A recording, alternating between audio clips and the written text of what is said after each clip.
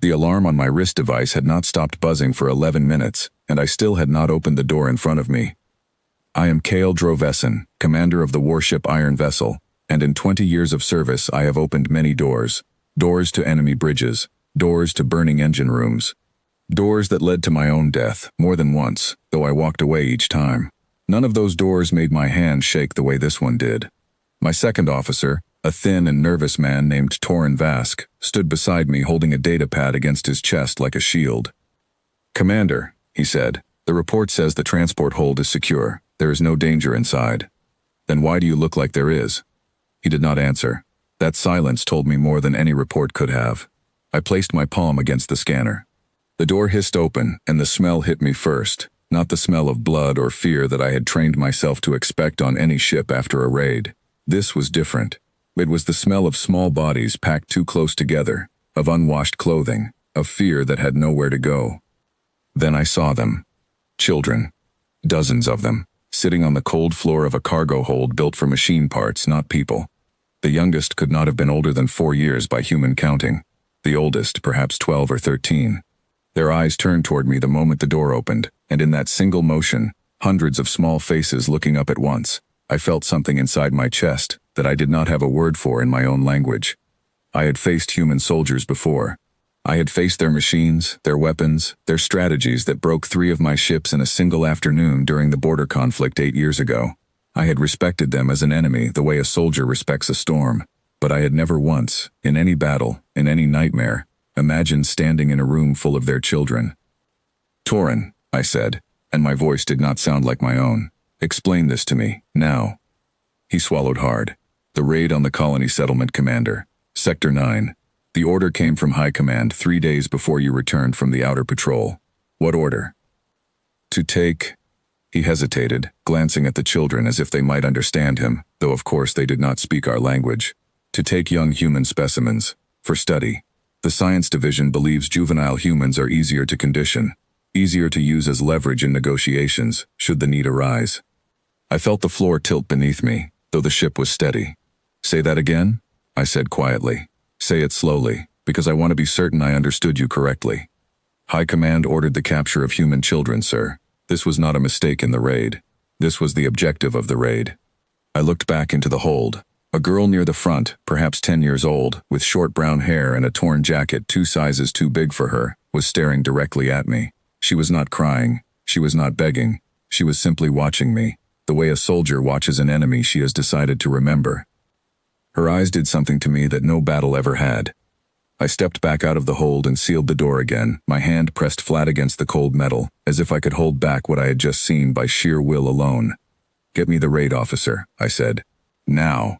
Torin nodded and hurried away, grateful, I think, to have a reason to leave my presence.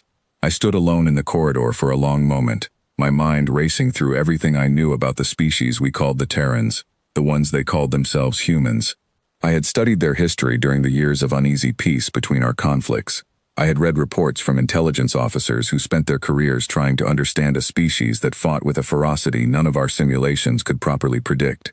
I remembered one line from an old briefing, written by an analyst long since retired, that I had never forgotten.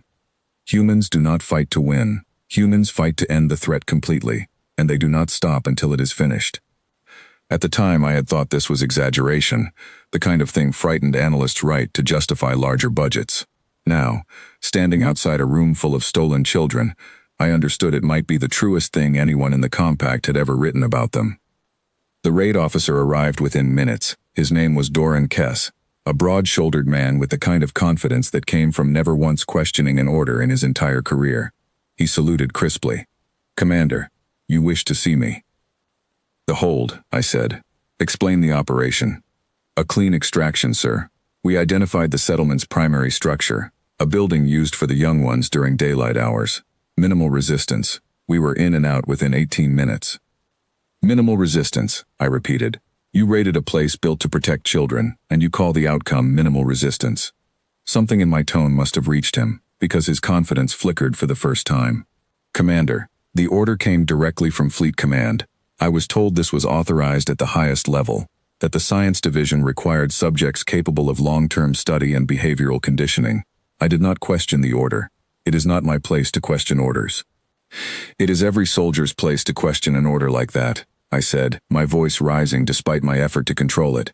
Did you not think, even once, about what would happen when their parents realized their children were gone? Doran opened his mouth, then closed it again. For a moment I thought he might finally understand the size of what he had done. Instead, he simply straightened his shoulders and said the words that chilled me more than anything else that day. Commander, with respect, that is exactly the point. Their families will do anything to get them back. That makes the children valuable. That makes them useful. I stared at him for a long moment, searching his face for even a trace of doubt, and found none.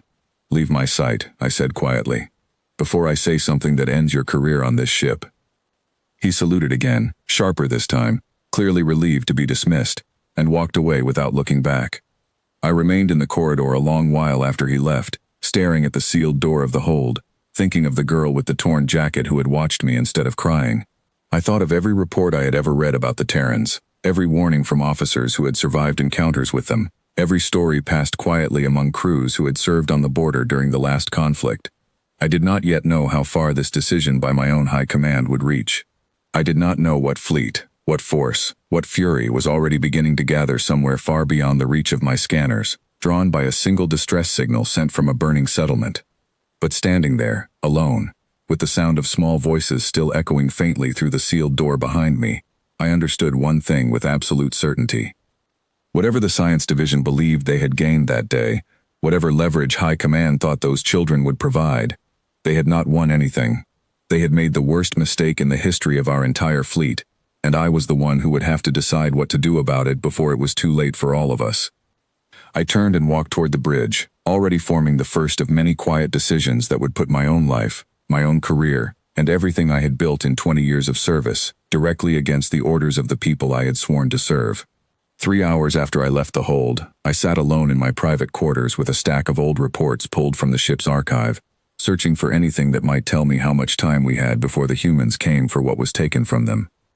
I found the first file I was looking for near the bottom of the stack. It was written by an intelligence officer named Priya Solano, someone I had never met but whose name appeared on nearly every serious study of the Terrans conducted during the last 20 years.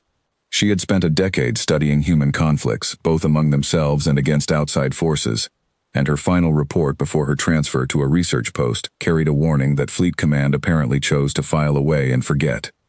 I read her words again, slowly, the way a person rereads something they wish they had taken more seriously the first time. She wrote that human warfare across their own history rarely ended when one side simply won a battle. It ended when one side no longer had the ability to fight at all. She described conflicts that stretched on for years after any reasonable outside observer would have called them finished, because one side refused to accept defeat while any capability remained.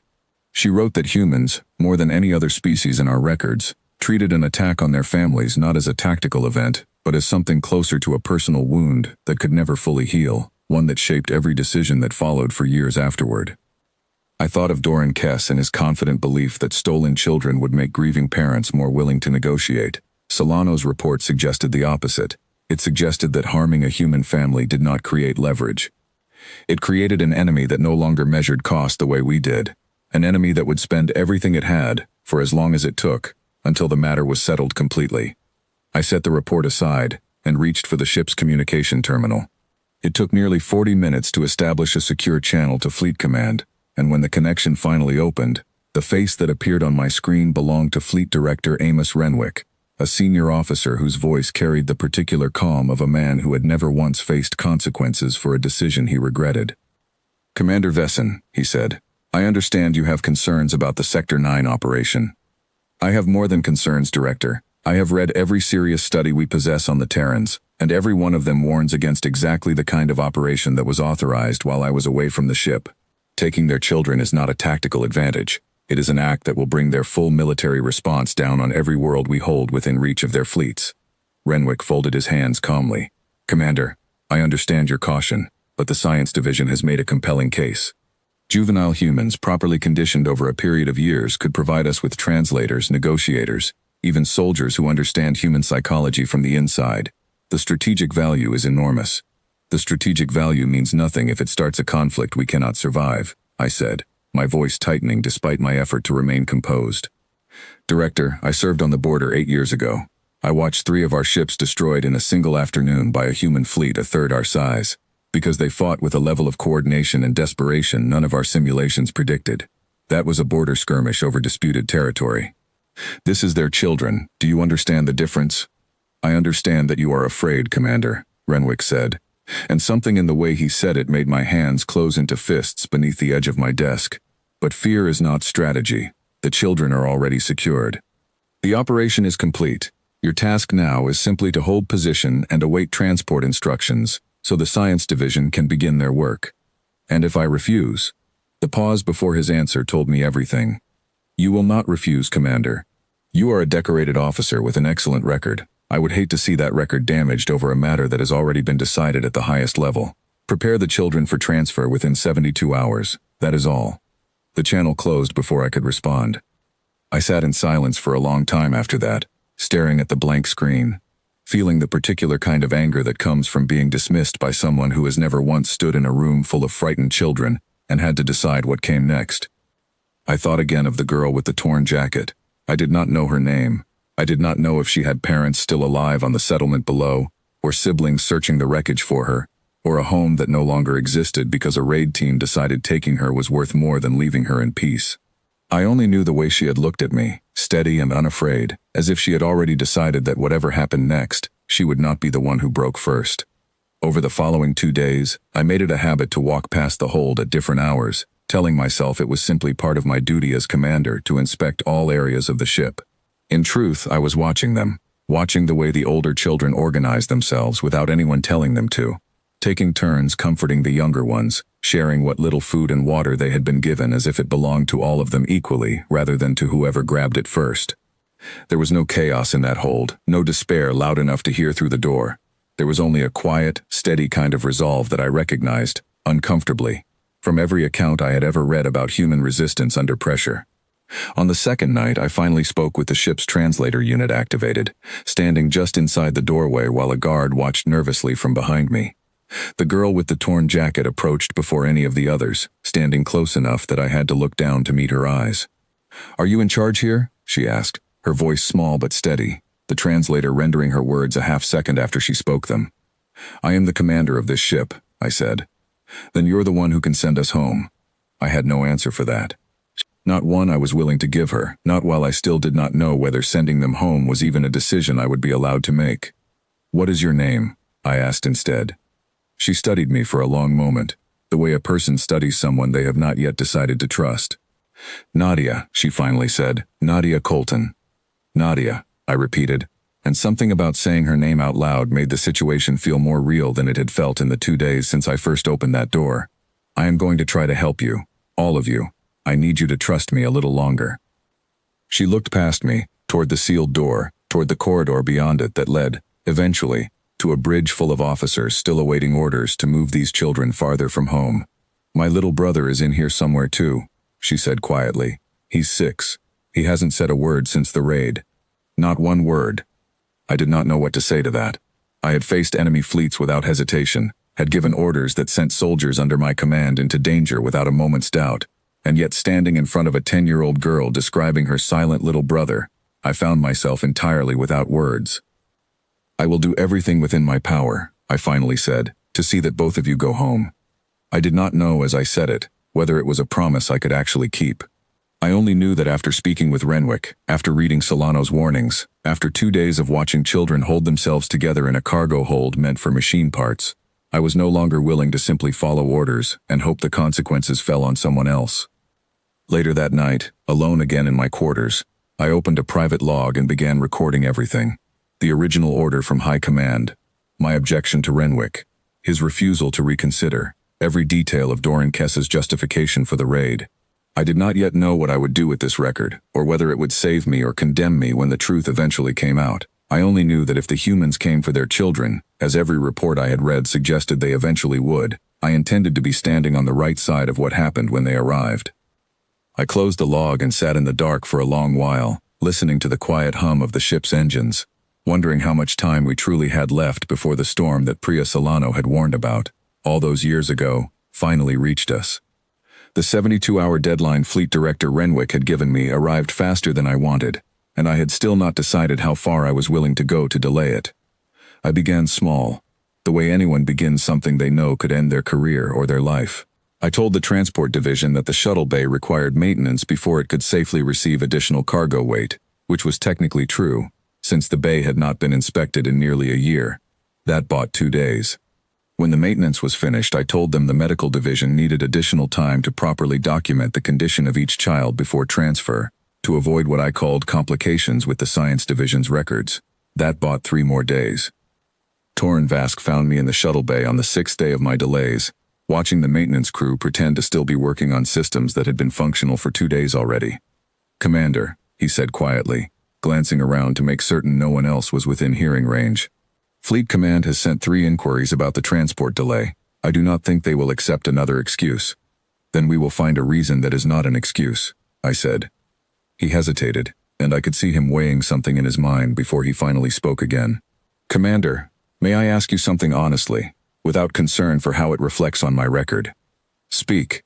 Are you trying to prevent the transfer entirely, or simply delay it?" I did not answer immediately, because the honest answer was that I did not yet know myself.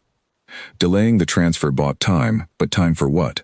I could not simply keep the children aboard my ship indefinitely, hidden from an organization that had ordered their capture in the first place.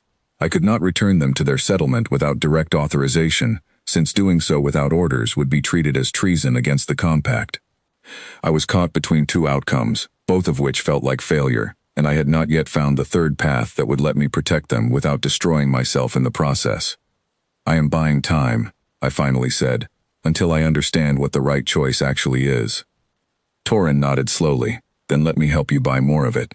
Over the following days, Torin proved more useful than I expected from a man who had always struck me as cautious to the point of invisibility. He quietly altered maintenance schedules to create additional delays that would not draw suspicion from Fleet Command. He rerouted supply requests so that the children in the hold received better food and warmer blankets, without any official record showing the change had been authorized by me directly. He even managed, through some contact in the communications division I never asked about, to intercept and slow the delivery of 2 of Fleet Command's increasingly impatient messages by nearly a full day each. I asked him once why he was risking so much to help me. He was quiet for a long moment before answering. "My sister has children, Commander. 2 of them, close to the age of some of the ones in that hold. I keep imagining what I would do if someone took them the way our fleet took these ones. I do not think I would stop until I got them back, whatever it cost me. I do not think any parent would." His words settled uncomfortably close to everything Priya Solano had written in her old report.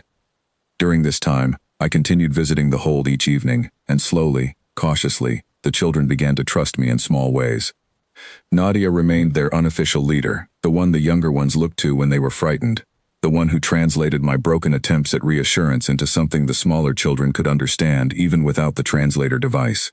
Her little brother, whose name I eventually learned was Eli, still had not spoken a single word since the raid, but on the 4th evening of my visits, he finally looked directly at me instead of staring at the floor, which Nadia told me was progress. "He used to talk all the time," she said quietly, sitting beside him with her arm around his shoulders. "He never stopped talking, actually. Our mother used to joke that he'd talk in his sleep if he could figure out how." "He will talk again," I said, though I had no real basis for the promise beyond hope. "How do you know?" I did not have a good answer, so I told her the truth instead. "I don't know for certain, but I have read reports about your people, Nadia. Humans do not stay broken. You find a way back, even from the worst things. I have to believe that includes children as young as your brother." She studied me for a long moment, the same steady, evaluating look she had given me the first time we spoke.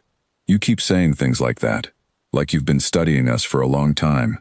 "I have," I admitted, "since before this ship ever came near your settlement. My people have fought yours before, in a conflict from many years ago. I learned then that underestimating humans is a mistake we cannot afford to repeat." "Is that why you're being nice to us?" she asked, her voice carrying a sharpness that surprised me coming from someone so young. "Because you're afraid of what happens if you're not." I considered lying to her, offering some comforting version of the truth that made me sound more noble than I actually felt in that moment. Instead, I chose honesty, because I suspected she would recognize a lie the moment she heard one. "Partly," I said. "I would be lying if I told you fear plays no part in this. But it is not only fear, Nadia. What was done to you and your brother, and to every child in this hold, was wrong. I would feel that way even if I believed no one was coming to hold us accountable for it. The fear simply makes me more certain that I am right to try to fix it. She held my gaze a moment longer, then nodded slowly, as if filing my answer away to be judged later against whatever I actually did in the days that followed. On the 10th day of delays, Fleet Director Renwick contacted me directly, and this time his calm composure had cracked at the edges. "Commander Vesson, I have run out of patience with these constant delays. The Science Division is demanding to know why their subjects have still not arrived. You will complete the transfer within 24 hours, or I will send a replacement crew to complete it for you, and have you removed from command pending an inquiry into your conduct." "Director," I said, keeping my voice level despite the pressure building behind my chest, "I would ask you to reconsider this operation entirely, before it is too late to reverse the consequences. The consequences, Commander, are not your concern. Your concern is following the orders given to you by this command. I will not ask again." The channel closed, and I was left staring at a blank screen for the second time in 2 weeks, understanding that whatever time I had bought for the children in that hold, it had finally run out. I called Torin to my quarters that night and told him everything Renwick had said. He listened without interrupting, his expression growing more troubled with each detail. "Commander, if a replacement crew arrives to complete the transfer, there is nothing more we can do to stop it. Not without direct defiance of Fleet Command, which is treason under compact law." "I am aware of what it is called," I said quietly. "Are you considering it?" I walked to the small viewport in my quarters, looking out at the stars beyond the ship, thinking of Nadia's steady, evaluating eyes, of her silent brother finally beginning to look up instead of at the floor, of every warning Priya Solano had written about a species that did not stop fighting until a matter was fully settled. "I am considering what happens if I do nothing," I said. "I believe, with everything I have read and everything I have seen in that hold over the past 2 weeks, that a human response force is already being assembled somewhere beyond our sensor range, drawn by whatever distress signal escaped that settlement during the raid. When they arrive, and I believe they will arrive, they will not distinguish between officers who followed orders and officers who tried to prevent them. They will see one enemy, responsible for what happened to their children, and they will act accordingly."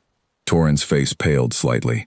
"Then our only chance of surviving what is coming is proving we were not part of it." "Yes," I said, "and I do not intend to survive by hiding behind excuses when they arrive. I intend to have done something that actually matters before that happens." I spent that night compiling everything into a single complete record, Renwick's original orders, every message exchanged between us, Doran Kess's justification for the raid, recorded from our conversation 2 weeks earlier, details of every delay Torin and I had engineered, and the reasons behind them. I did not yet know whether this record would save us, condemn us, or simply become one more piece of evidence lost in whatever chaos was coming. But I intended for the truth to exist somewhere beyond my own memory, in case I did not survive long enough to speak it myself. Near dawn, ship time, I made my way back to the hold one final time before the deadline arrived. Nadia was awake, sitting near the door as if she had been waiting for me. "They're coming for us tomorrow, aren't they?" she said. It was not really a question. "How did you know?" "You have the same look my father gets right before he has to tell us something bad." She pulled her knees up to her chest, wrapping her arms around them. "Are you going to stop them?" I knelt down so that we were closer to the same height, and I told her the only truth I had left to offer. "I am going to try, Nadia. I cannot promise you it will work, but I promise you I will not stand aside and let it happen without doing everything within my power to prevent it." She looked at me for a long moment, and then, for the first time since I had opened that door 2 weeks earlier, she reached out and placed her small hand against mine. "Okay," she said quietly. "I believe you." Behind her, Eli was watching us both, his eyes wide and alert in a way I had not seen since the first night I met him. And as I knelt there in the dim light of that cargo hold, holding the hand of a child I had sworn to protect against the orders of my own command, I heard something I had begun to fear I would never hear again from him. A single, quiet word, barely more than a whisper. "Okay," Eli said, echoing his sister, his voice small but unmistakably present. Nadia's breath caught, and she turned to him with an expression of such raw relief that I had to look away for a moment, giving them privacy in something that felt too tender for me to witness uninvited.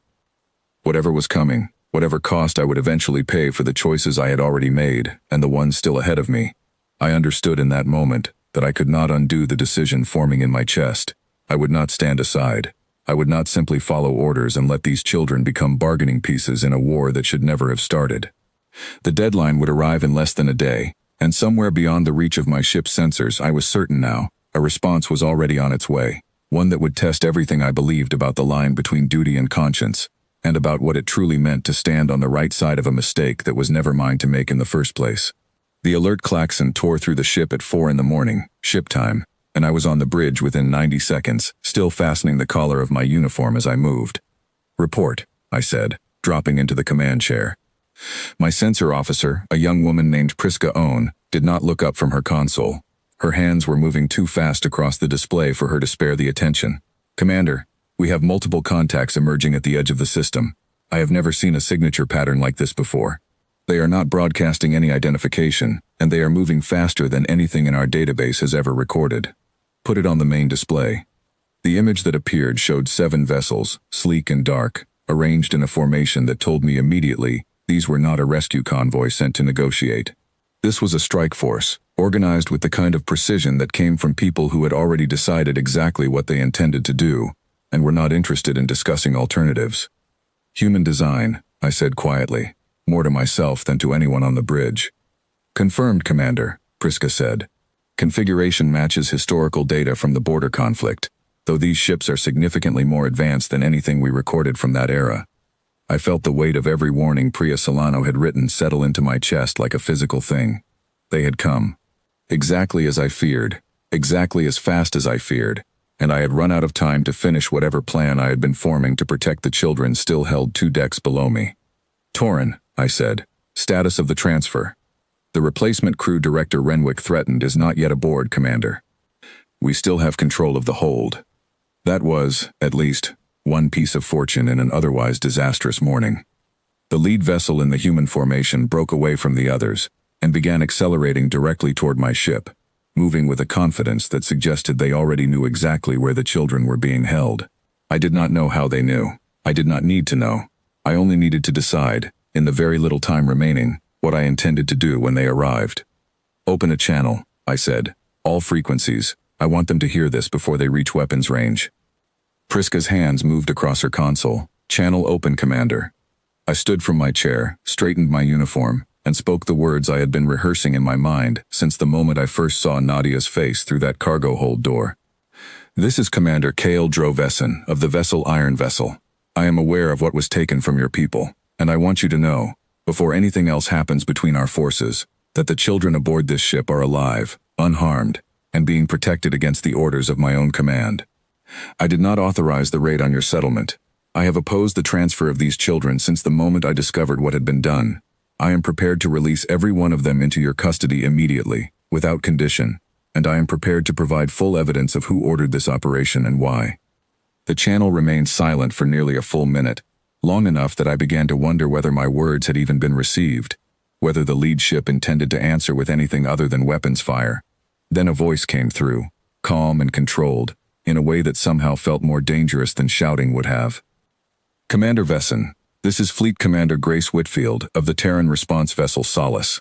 I have 12 parents aboard this formation, whose children are listed among those taken from the Sector 9 settlement. I have reviewed your transmission. I want to believe you. But I have also reviewed the historical record of your fleet's conduct during our last conflict, and I am not inclined to extend trust based on words alone." "I understand," I said. "What do you require of me?" "Full sensor access to your ship. Complete transparency on troop positions, weapons status, and the exact location of every child you claim to be protecting. And Commander, if I discover even one detail of what you have told me is false, I will not hesitate to act, regardless of the cost to your vessel." I glanced at Torin, who gave a small, tense nod. This was the choice I had already made days earlier, in the quiet of my own quarters, compiling records I hoped I would never need to use. There was no version of this moment where I could protect both my ship's secrets and the children I had sworn to save. I had to choose, and I had already chosen. "Granted," I said. "Full access. I am transmitting our sensor codes now, along with a complete record of everything that happened aboard this ship since the raid, including my objections to Fleet Command and my attempts to delay the transfer." Torin worked quickly at his console, and I watched the data transfer indicator climb steadily as everything I had compiled over the past 2 weeks made its way to the approaching human vessel. It was the most vulnerable I had ever made my ship, handing an enemy commander complete access to systems that could, in theory, be used to destroy us within minutes. but I no longer believed there was a version of survival that did not require this kind of trust, however much it terrified me to extend it. Several long minutes passed while, I assumed, Fleet Commander Whitfield and her crew reviewed everything I had sent. The human strike force continued its approach, close enough now that I could see individual ships breaking formation, spreading out around my vessel in a pattern that would allow them to respond instantly if I gave them any reason to doubt my word. Finally, the channel opened again. "Commander Vesson," Whitfield said, and something in her voice had shifted, though I could not tell whether it was toward trust or simply toward a colder kind of calculation. "Your records are consistent with what limited intelligence we already gathered independently. I have 12 parents aboard my formation who have not slept since the raid, who have imagined every possible fate for their children over the past 2 weeks. I am willing to proceed with a controlled transfer, under close supervision, but I want to be entirely clear about what happens if anything goes wrong during that process." "I understand the stakes, Fleet Commander. I do not think you do, Commander Vesson. Not fully. But we are about to find out together." A shuttle detached from the lead human vessel and began its approach toward my ship's shuttle bay, escorted by 2 smaller craft I assumed carried additional security. I ordered Torin to prepare the bay for their arrival, and to ensure every member of my crew understood, without exception, that no weapon was to be raised against the approaching party under any circumstance. I made my way down to the shuttle bay myself, wanting to be present when the doors opened, wanting Fleet Commander Whitfield and whoever accompanied her to see, immediately, that I intended to hold to every word I had spoken. The bay doors opened, and Grace Whitfield stepped through first. She was smaller than I expected, though nothing about her bearing suggested vulnerability. Her eyes swept the bay methodically before settling on me, and I understood immediately that she had spent every moment since receiving that distress signal preparing herself for the possibility that everything before her was a trap. Behind her came a dozen others, some in the uniforms of soldiers, others clearly parents, their faces carrying an exhaustion and desperate hope that no uniform could disguise. One woman near the back, her hands trembling slightly at her sides, caught my attention immediately, though I did not yet know why. "Commander Vesson," Whitfield said, extending nothing, offering no handshake, no gesture of goodwill beyond the fact that she had come at all. "Take us to them." "This way," I said, and led the group through the corridors of my own ship toward the hold where I had spent 2 weeks trying, in whatever small ways I could manage, to protect what did not belong to me to protect in the first place. When we reached the door, I paused before opening it, turning to face Whitfield one final time. "Fleet Commander, before you see them, I want you to know that I never believed what was done to your people was acceptable. I do not expect that to change what happens to me once this matter is settled. But I needed you to hear it from me directly, before anything else occurs." Whitfield studied me for a long moment, something unreadable passing behind her eyes. "We will discuss what happens to you, Commander, once I have seen my people's children with my own eyes, and confirmed they are exactly as you described. Open the door." I placed my palm against the scanner, and the door hissed open for what felt like the 100th time in 2 weeks, though this time, standing beside me, was an entire formation of humans who had crossed unknown distances of space, driven by nothing except the certainty that they would not stop until this was finished. Inside, the children looked up as one, the way they always did when the door opened. And then, from somewhere near the front of the group, Nadia rose to her feet, her eyes locking not on me, but on the trembling woman standing near the back of Whitfield's party. "Mom," Nadia said, her voice breaking on the single word. The woman's composure shattered instantly, and she was moving before anyone could react, pushing past soldiers and officers alike to reach the doorway, dropping to her knees the moment she crossed the threshold, and pulling both Nadia and Eli into her arms with a desperation that needed no translation, no explanation, nothing beyond the simple, overwhelming fact of 2 children finally being held by the person who had spent 2 weeks believing she might never hold them again. I stood back, watching this reunion with a strange tightness in my chest, and understood, finally, that whatever judgment awaited me for the choices I had made, this single moment, watching a mother's arms close around her children, was worth every risk I had taken to make it possible. Fleet Commander Whitfield remained beside me, watching the same scene, her expression carefully controlled but not entirely unmoved. "They appear well cared for, Commander," she said quietly, after a long moment. "Better than I expected, given the circumstances." "That was the least I could do," I said, "for a wrong I did not commit but could not stand aside and ignore." She turned to face me fully then, and I saw in her expression the beginning of a decision that would determine not only my fate, but perhaps the fate of everyone aboard my ship.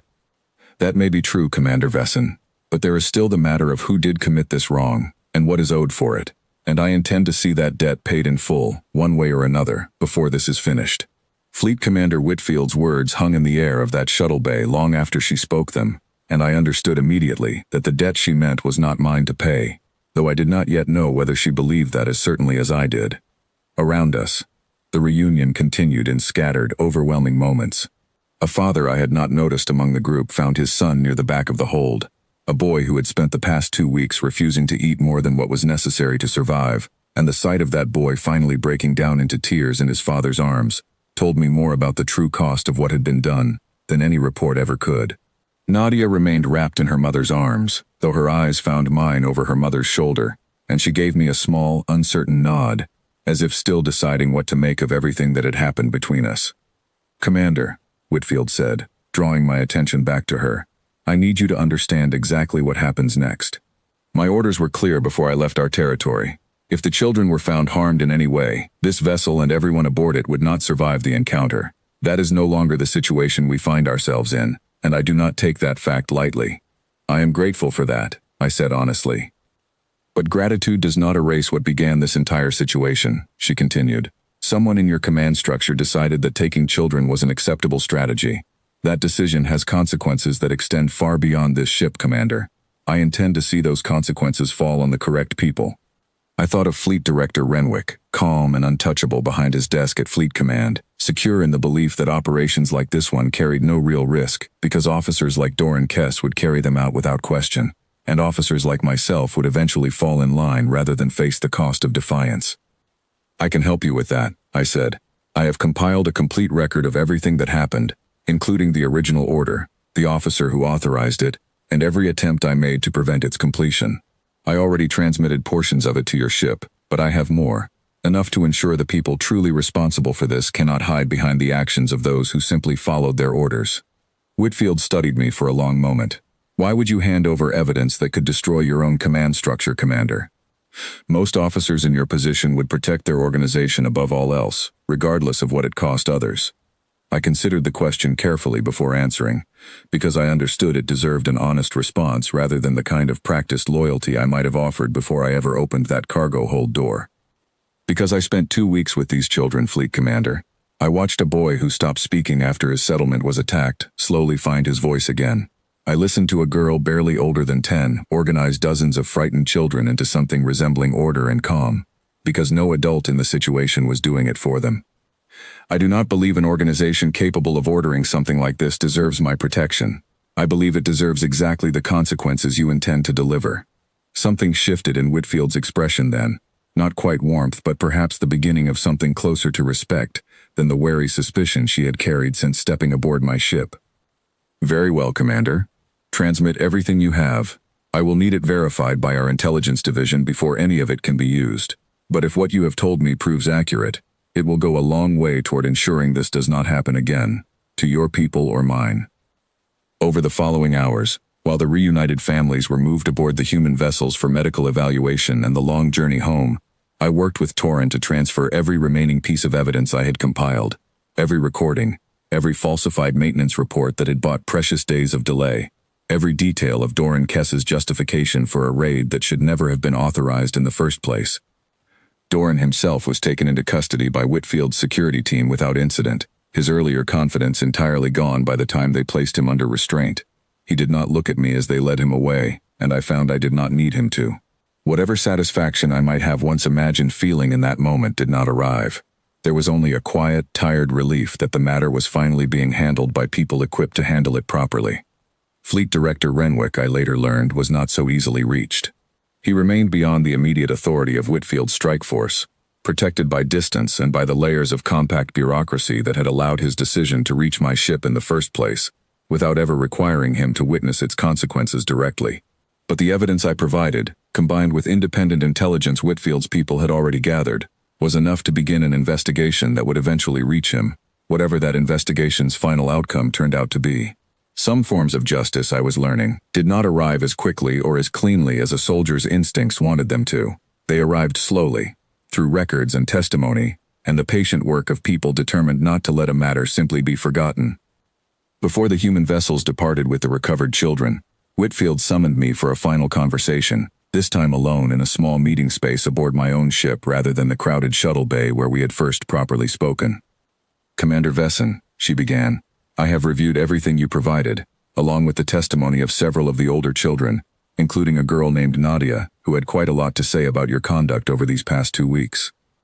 I felt an unexpected flicker of nervousness at that, wondering exactly what a 10-year-old girl might have chosen to tell a fleet commander about the alien officer who had, in her eyes, both failed to prevent her capture and worked quietly to protect her afterward.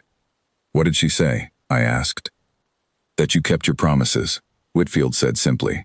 "That when you told her you would try to help, you actually tried, even when it clearly cost you something to do it. She is young, Commander, but she is not foolish. I trust her judgment on this matter more than I trust most reports that cross my desk." I did not know how to respond to that, so I said nothing, waiting instead for whatever came next. "I am prepared to recommend to my own command that this incident be treated as the result of individual decisions within your fleet's leadership, rather than as an act of war by the compact as a whole," Whitfield continued. "That recommendation depends entirely on your continued cooperation with the investigation and on your government's willingness to hold Director Renwick and anyone else responsible for this operation properly accountable. If that accountability does not come, Commander, I want you to understand clearly that my restraint today will not be repeated." "I understand," I said, "and I will do everything within my power to ensure that accountability is delivered." "See that you do." She paused at the doorway before leaving, turning back to face me one final time. "For what it's worth, Commander, I do not believe every member of your fleet shares Director Renwick's thinking. What you did here, choosing conscience over orders, at real risk to yourself, is not something I expected to find aboard a compact vessel. I will remember it, whatever happens between our people going forward." She left without waiting for a response, and I stood alone in that small meeting space for a long while afterward, listening to the distant sounds of the human vessels preparing for departure, of families being settled aboard ships that would carry them home to a settlement forever changed by what had happened there. I made my way to the shuttle bay one final time before the last transport departed, wanting to see Nadia and Eli once more before they left my ship, and perhaps my life, forever. I found them near the boarding ramp, their mother standing close beside them, her hand resting protectively on Eli's shoulder. Nadia saw me approaching and stepped forward slightly, separating herself from her family for just a moment. "You kept your promise," she said. "I tried to." "You did," she insisted, with the same steady certainty I had come to recognize in her over the past 2 weeks. "Eli's talking again. Not a lot yet, but he's talking, and we're going home. You did that. Your family's strength did that, Nadia. I only tried to give you the chance to find your way back to it." She considered this for a moment, then reached out and, to my genuine surprise, wrapped her arms briefly around my midsection in something I recognized, from what little I understood of human customs, as an embrace. "Thank you," she said quietly, before stepping back to rejoin her mother and brother. I watched them board the transport, watched the ramp close behind them, and stood in that empty shuttle bay for a long time after the last human vessel had departed, thinking about everything that had happened since the moment I first opened that cargo hold door and felt the floor tilt beneath me. I had faced enemy fleets before without hesitation. I had made decisions in the heat of battle that cost lives, and never once questioned whether I had chosen correctly. But nothing in 20 years of service had prepared me for the particular weight of standing in a room full of stolen children, or for the quiet, stubborn work of trying to undo, in whatever small ways were available to me, a wrong that had never been mine to commit in the first place. In the weeks that followed, word of the incident spread slowly through the compact fleet, carried by officers and crew members who had witnessed some part of what happened aboard my ship. Some regarded my choices as reckless, a dangerous precedent that undermined the authority Fleet Command depended on to function. Others, quietly, in conversations held away from official channels, told me they respected what I had done, that they too had felt uneasy about the Sector 9 operation from the moment they first heard of it, but had lacked either the position or the courage to act against it. Director Renwick's investigation, I learned much later, eventually concluded with his removal from active command, though the full details of his punishment remained beyond my knowledge or concern. It was enough, for me, to know that the truth had reached beyond my own ship, that the record I had compiled in the quiet hours of those 2 difficult weeks had ultimately served the purpose I intended for it. I think often, even now, of Priya Solano's old report, The one I found buried in the ship's archive on the very first night I discovered what had been done. Humans do not fight to win. They fight to end the threat completely, and they do not stop until it is finished. I understood those words differently now than I had when I first read them. I no longer heard them only as a warning about an enemy's ferocity. I heard them as a description of something closer to devotion, a fierce and unrelenting commitment to protecting what mattered most, one that our own fleet had gravely underestimated and paid dearly to relearn. I do not know what future encounters between our peoples will bring. I do not know whether the fragile understanding reached between Fleet Commander Whitfield and myself will hold, or whether old suspicions and older grievances will eventually pull our species back toward conflict. I only know that on the day I opened a door expecting to find captured soldiers and instead found frightened children looking back at me, I learned something about the true cost of underestimating an enemy's humanity, in every sense of that word. Whatever comes next, I intend to remember that lesson, and I intend to make certain, for as long as I hold any command at all, that it is never forgotten again.